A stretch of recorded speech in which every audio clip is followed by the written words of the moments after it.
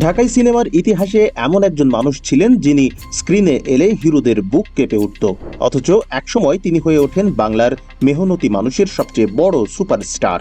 তিনি আর কেউ নন, action king Jasim. কিন্তু আপনি কি জানেন, রূপালী পর্দার এই মারখুঁটে খলনায়ক বাস্তব জীবনে ছিলেন দেশের এক বীর মুক্তিযোদ্ধা।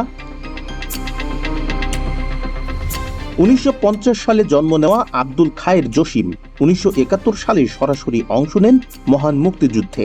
দেশ স্বাধীন হওয়ার পর 1972 সালে নাম লেখান চলচ্চিত্রে।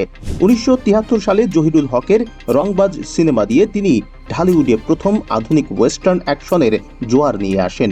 এর আগে আমাদের সিনেমায় এমন স্টাইলিশ ফাইট কেউ দেখেনি। এরপর 1977 সালে বলিউডের শোলে এর বাংলাদেশি রিমেক দোস্ত দুশমানে গব্বর সিং এর চরিত্রে অভিনয় করে জসিম বনে যান দেশের 1 নম্বর ভিলেন।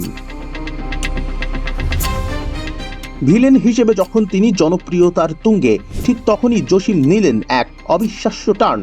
খলনায়কের তকমা ঝেড়ে ফেলে তিনি পর্দায় হাজির হলেন পজিটিভ হিরো হিসেবে। সাধারণ দর্শক তাকে এতটাই ভালোবাসলো যে ঢাকাই সিনেমায় ভিলেন থেকে নায়ক হয়ে সফল হওয়ার একমাত্র রেকর্ডটি জসিমই নিজের করে নিলেন।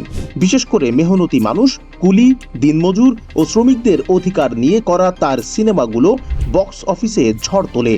শাবানার সাথে তার জুটি ছিল সে সময়ের সবচেয়ে বড় হিট ফর্মুলা। 1998 সালের 8 অক্টোবর মাত্র 48 বছর বয়সে এই মহান অভিনেতা আমাদের ছেড়ে চলে যান। আজ তিনি নেই, কিন্তু ঢালিউডে অ্যাকশন ঘরানার যে ভিত্তি তিনি দিয়ে গেছেন তা আজও অমর। এফডিসির জসিম ফ্লোর আজীবন মনে করিয়ে দেবে এই অ্যাকশন কিং এর অবদান। জসিমের কোন সিনেমাটি আপনার সবচেয়ে প্রিয়? কমেন্ট করে আমাদের জানান।